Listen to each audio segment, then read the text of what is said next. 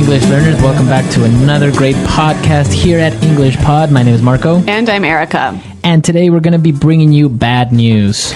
That's right. Actually, what we're really going to be bringing you is language to talk about bad news. Exactly. So maybe you have to give bad news to your boss, to your parents, I don't know, somebody, and we're going to be teaching you how to do this in English. Well, obviously, it's always difficult to tell somebody bad news, but in your second language, it's even harder. So we're going to try and help you today with some great phrases and vocabulary items. We're not going to preview anything today. Let's go directly to our dialogue where we will be in a company and one of the employees is going to be giving bad news to his boss. So let's listen.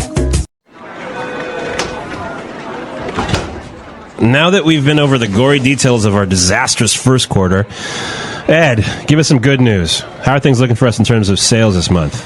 Well, would you like the bad news first or the really bad news? What? Ed, don't tell me you only have bad news.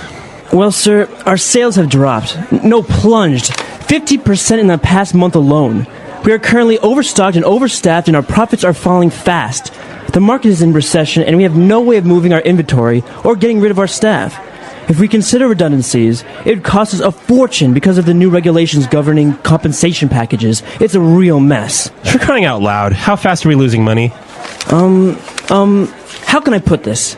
Let's just say that at this pace, we will be filing for Chapter 11 in less than 3 months. What?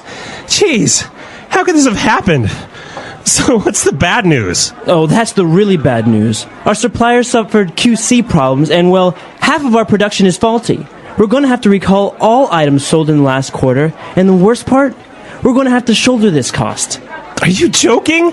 Get the supplier on the line now. They have to assume the cost of this mess. We tried that, sir.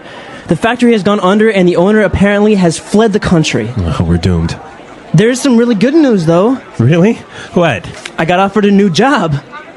All right, it sounds like a pretty tough time for this company, doesn't it? But good news for the employee, he won't be jobless. Well, I guess he knows when to get out. But why don't we take a look at some of the language now in Language Takeaway. Language Takeaway. So in Language Takeaway today, we have 5 vocabulary items, and well, let's start with the first one.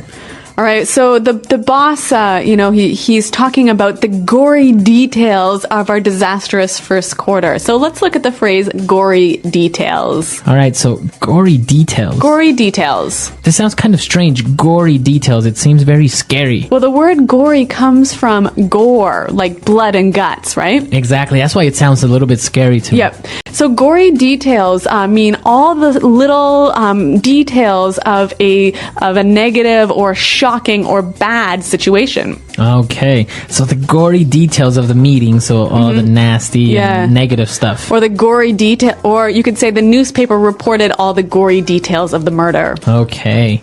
Very good. So gory details. Mm-hmm. So the employee was talking about how bad the company was doing, and he mentioned this word redundancies. Redundancies. They are considering redundancies. Okay, so redundancies, again, it's based on the word to be redundant. All right, and that means? To not be needed anymore. Okay, so redundancies are basically firing people. It's, well, laying people off. People that you don't need anymore, they are redundancies. All right, so this is actually a British term, redundancies, to become redundant, because in American English, you would just say layoffs. Yep. Okay, very good. All right, so moving on. They were talking about redundancies and maybe they should or shouldn't lay some people off, but one of the problems were the regulations governing compensation packages. Okay, so regulations governing compensation packages. Regulations governing something. So we have a noun governing noun. Mm-hmm. Well, what does that mean? All right, so I think it would help us to understand this a little better if we listen to some examples of this pattern, noun governing noun. Example 1. I don't agree with the regulations governing income taxes. People shouldn't have to give away their hard-earned money. Example 2. We need to protect the environment. Therefore, there will be new policies governing corporate levels of pollution starting next month. Example 3. The lack of regulations governing city transportation has led to many traffic accidents. Okay, great examples. And well, before we move on, this compensation packages, I guess it's all the things that the company gives you when they lay you off, right? Right. Maybe a certain portion of your retirement benefits And or like a month's pay, Yeah. etc. Yep. Okay, compensation packages.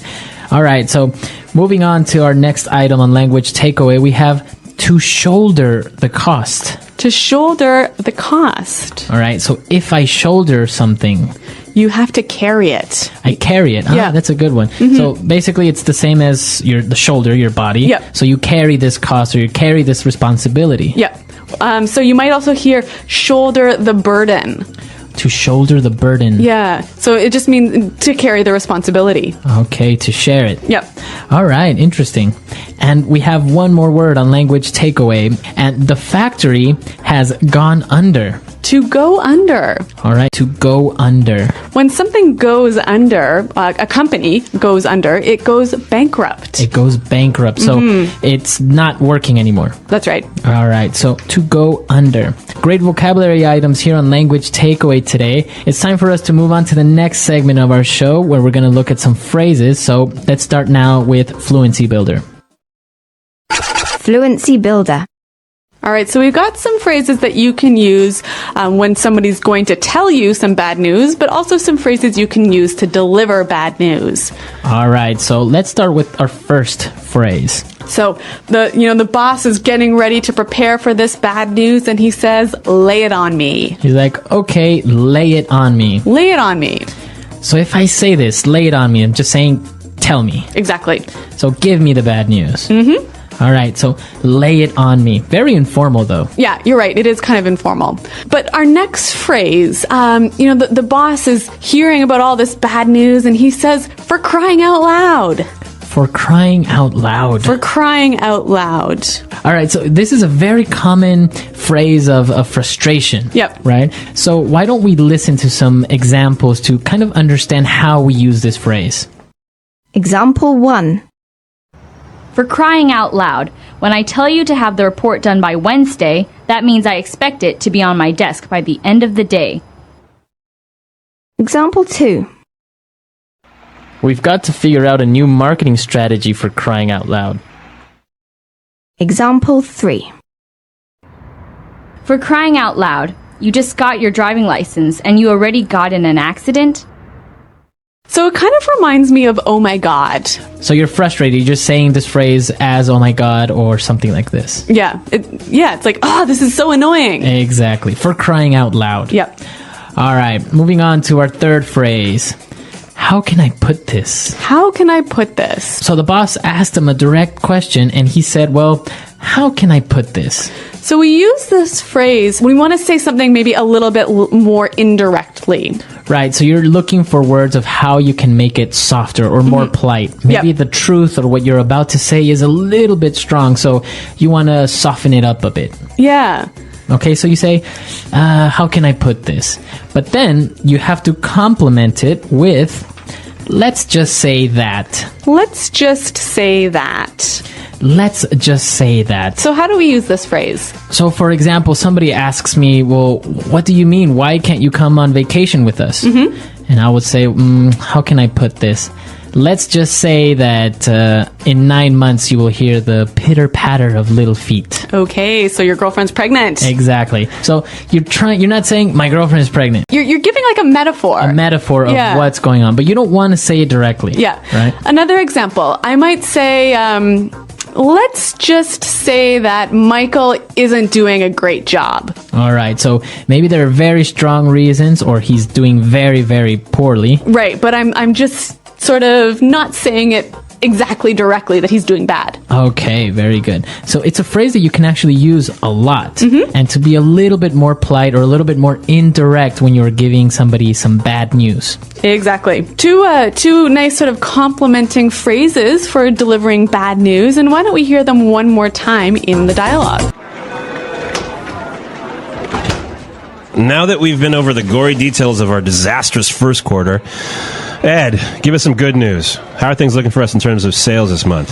Well, would you like the bad news first or the really bad news? What? Ed, don't tell me you only have bad news. Well, sir, our sales have dropped. No, plunged. 50% in the past month alone. We are currently overstocked and overstaffed, and our profits are falling fast. The market is in recession, and we have no way of moving our inventory or getting rid of our staff. If we consider redundancies, it would cost us a fortune because of the new regulations governing compensation packages. It's a real mess. For crying out loud, how fast are we losing money? How can I put this? Let's just say that at this pace, we will be filing for Chapter 11 in less than 3 months. What? Jeez, how could this have happened? So what's the bad news? Oh, that's the really bad news. Our suppliers suffered QC problems, and well, half of our production is faulty. We're going to have to recall all items sold in the last quarter, and the worst part, we're going to have to shoulder this cost. Are you joking? Get the supplier on the line now. They have to assume the cost of this mess. We tried that, sir. The factory has gone under, and the owner apparently has fled the country. Oh, we're doomed. There's some really good news, though. Really? What? I got offered a new job. All right, great. So this topic of filing for Chapter 11 is actually very recent, very common now, because recently one of the biggest companies filed for Chapter 11 in the US. Yeah, that's right. But I often get confused by the phrase to file for Chapter 11 versus to file for Chapter 13. All right, so in the United States, the bankruptcy law has different chapters or different sections, right? Yep. And Chapter 11 is basically for companies that run out of money, that go bankrupt, so they have to declare themselves in bankruptcy. Yep. And so they file for Chapter 11. But what about Chapter 13? Chapter 13 is for people. Ah, okay. So people who have large debts, maybe with the car company or the telephone company, and they can't pay, they file for Chapter 13. They say, hey, I don't have money, I can't pay. All right, and it's so I guess here it's kind of a metaphor again. You know, it's this phrase to file for Chapter 11 or Chapter 13, meaning bankruptcy. Right. And people will say personally that they're filing for Chapter 11. Exactly. Yep. Right. So this is an interesting situation because if you file for bankruptcy in some countries, you can go to jail. I read recently about this happening in Dubai, actually. Exactly. So Yeah. there is prison for debts. In the US, you don't go to prison for debts. But what about in your countries, listeners? What happens when you go into debt in your country? Or what happens when a company goes into bankruptcy. Let us know. Come to our website, englishpod.com. Leave your questions and comments. And of course, Erica and I are always there to help you out. Thanks for downloading, you guys, and until next time, goodbye. Bye.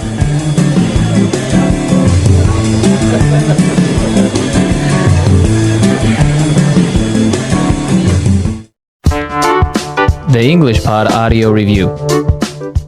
Listen to the meaning, then say the vocabulary word. The minimum return below which an enterprise becomes unprofitable. Margin.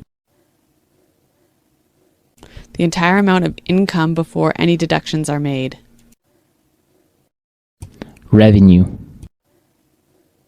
Having no money. Informal. Broke. The lowest possible level or absolute bottom. Hit rock bottom. Cause to rise rapidly and suddenly. Skyrocket. All the small details. Gory details. Tell me the bad news. Lay it on me. Drop down suddenly and quickly. Plunge. Very bad. Having bad results. Disastrous. Regarding. About. In terms of. Having too many things to sell. To be overstocked. Have too many employees. Be overstaffed. The amount of products you have to sell. Inventory. Remove or take away something that is annoying. Get rid of. Layoffs. Ending employment of staff for money reasons. Redundancies. Be responsible for the cost. Shoulder the cost. Rule. Govern. Used to express anger or annoyance. For crying out loud. Bankruptcy. Owing more money than you can pay. Chapter 11. The process of controlling the quality of production. Quality control. Quality control. Let's try that faster. Regarding. About. In terms of. Tell me the bad news.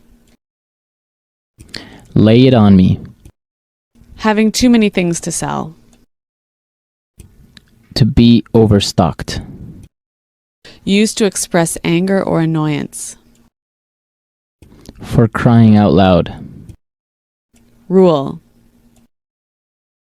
Govern. The amount of products you have to sell. Inventory. The process of controlling the quality of production. Quality control.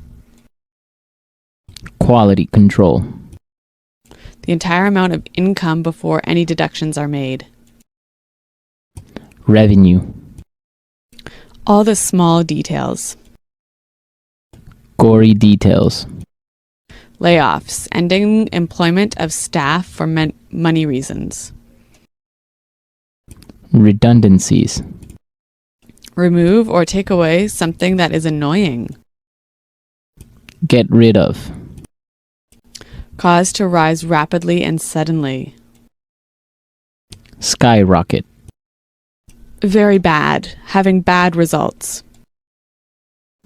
Disastrous. Having no money. Informal. Broke. Be responsible for the cost. Shoulder the cost. The lowest possible level or absolute bottom. Hit rock bottom. Bankruptcy. Owing more money than you can pay. Chapter 11. Have too many employees. Be overstaffed. The minimum return below which an enterprise becomes unprofitable. Margin. Drop down suddenly and quickly. Plunge.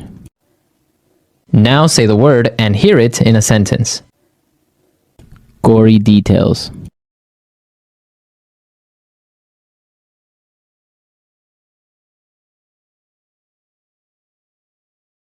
Without going too much into the gory details of the current economy, you should know that we expect business to slow down in the next few months. Gory details.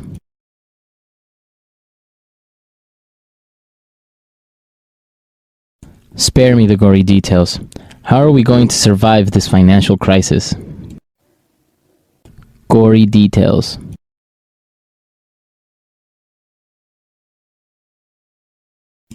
Tell me all about your pregnancy, sparing me the gory details, of course.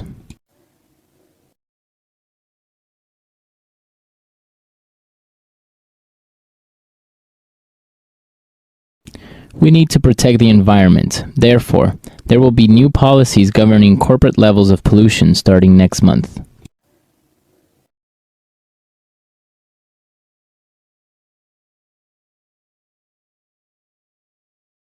I don't agree with the regulations governing income taxes. People shouldn't have to give away their hard-earned money.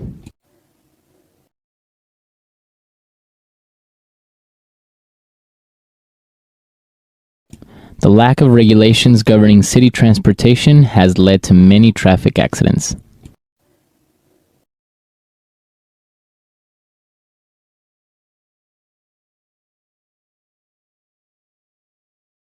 Our insurance for a financial crisis expired 6 months ago, so we are going to have to shoulder the cost of this loss.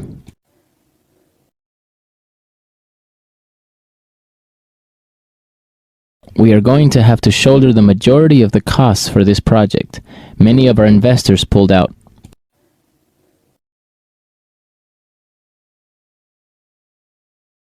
You are going to have to shoulder the costs if you break that vase. For crying out loud.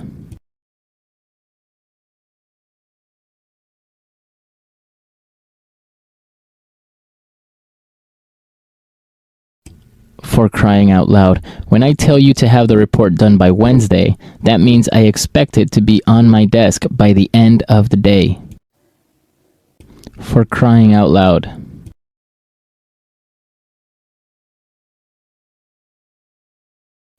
We've got to figure out a new marketing strategy for crying out loud. For crying out loud.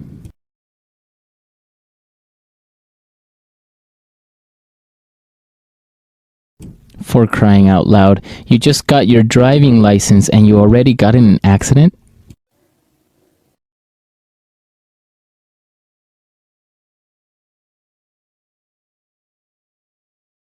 Let's just say that the economy is so bad that if we still have our jobs in 2 months, we will be lucky.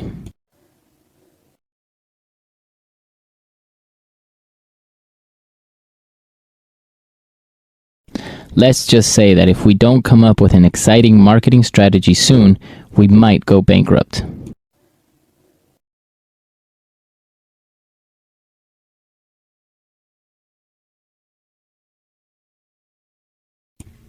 She is so incredibly gorgeous.